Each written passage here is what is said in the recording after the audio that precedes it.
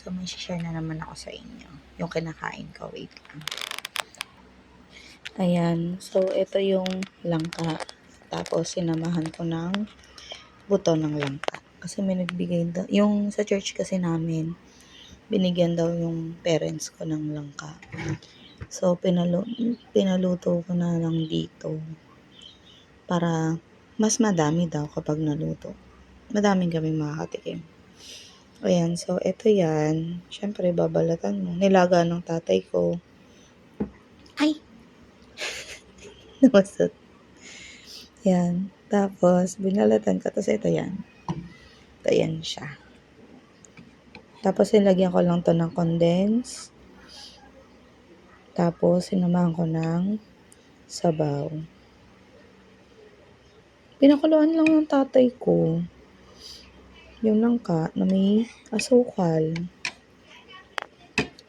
Wait lang. Yan. Ito yung langka. Takpan ko na. Ayan. So, ito yung ginawa ko.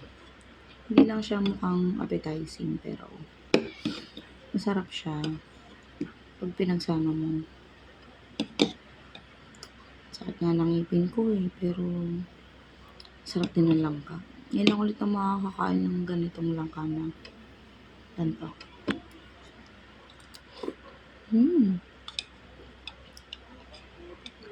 Ito yung buto. Yung buto. Yung buto. Sarap.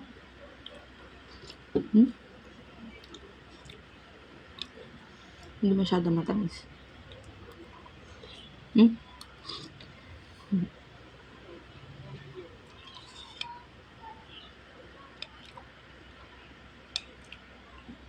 Nanood ako ng vlog ni Lane Bernardo.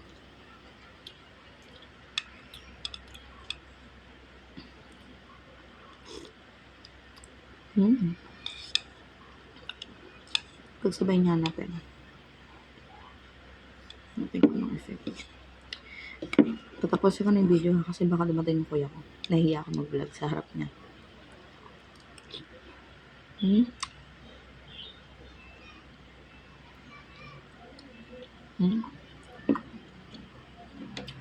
Try nyo din. Evap pala to. Evap. Evap na gatas. Tapos asukal na dito. Tapos fresh na langka. Sarap. Tama. Bye-bye na.